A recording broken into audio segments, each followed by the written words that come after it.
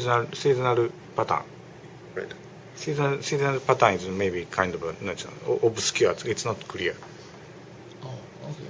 But maybe this is just for winter, or this is September Arctic sea ice extent. In September, not including the seasonal right. cycle. So it's It's just it looks like they issue in April for September. Is this report? Just did a search for it. It's where is it?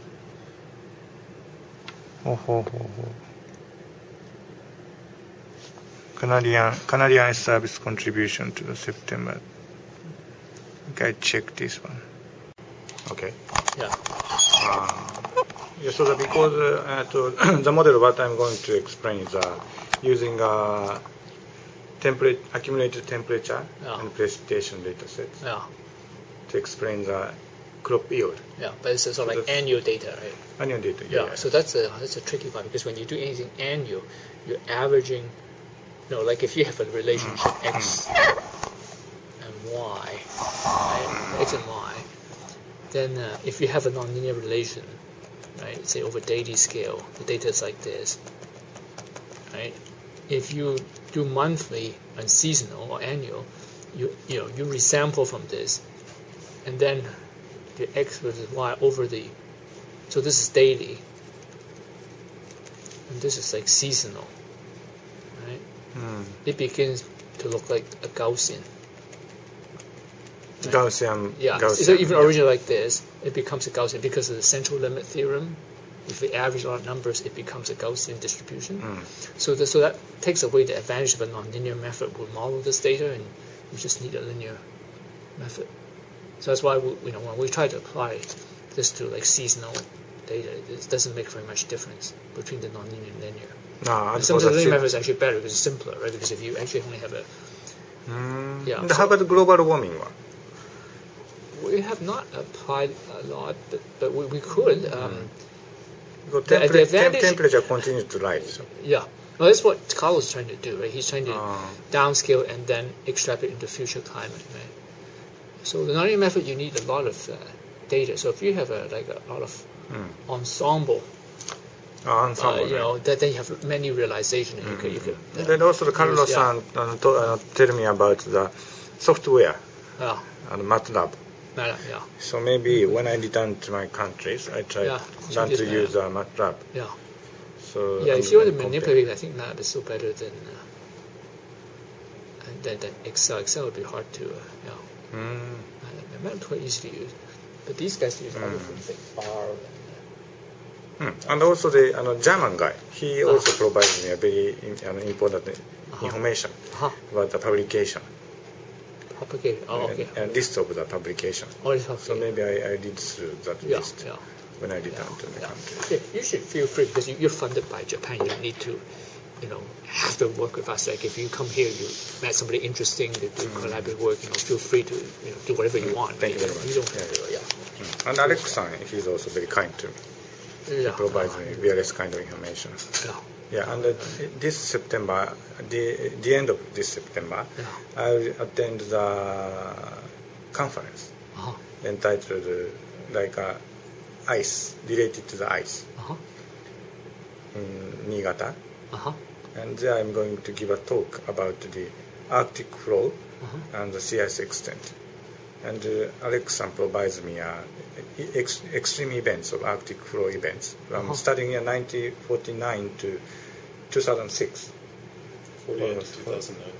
Yeah, almost 60 years. This is over where? Over Canada? It's the Okanagan.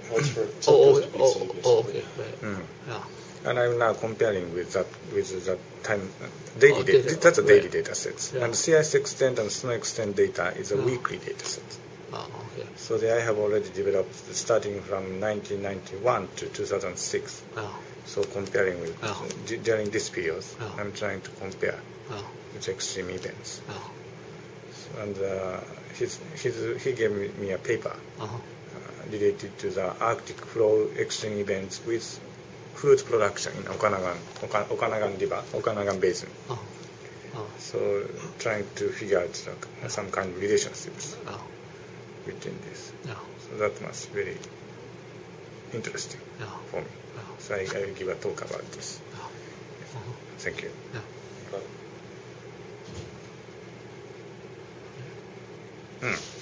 So very useful.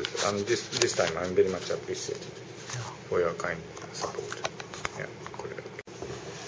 It's a very standard method, and on almost all your packages, that the SAS, etc. will have this.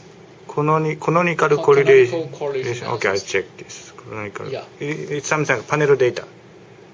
Yeah, I know. If you have making data if you together. just have X and Y, then you do correlation. But if you have a whole bunch of X variable, a whole bunch of Y variable, and you want to see how these interact with those, you usually do canonical correlation analysis. That's preferred to doing principal component, then try to work with the individual principal. Yeah. Okay, maybe anyway when I bring my data sets, but I need your advice. Sure, well, we could do that. Or we actually have some non-linear canonical correlation analysis. To figure out some non-linear relation. But we don't know if it's there, right? Sometimes these non-linear methods, they don't work very well. So we can't see them. Actually, better do the linear method. Yeah, teleconnection is very interesting. It's kind of something to do with a lossy wave. Lossy wave on the Earth. レーバーマーケットオピニオンワークビザそうですねELMO って言うんですか。そうですね。歯科技工士、看護師、熟練クレーン技師、ホテル等資格建設従業員、観光ガイド、食料品店従業員、薬剤師、スキースノーボードインストラクター、熟練大工、ホテルフロント従業員、小売販売員、レッスンサーバー。これ2007年9月から実施されたんですね。もうなくなっちゃったんですが。今はないはずです。だってこういう人を受けると大変です。朝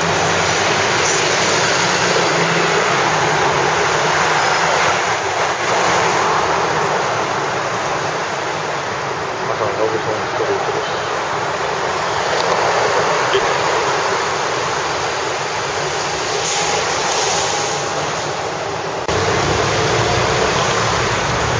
Friday, sunset, food, middle でガードステーション中心街ずっと先行ったところに自転車レーンがあります。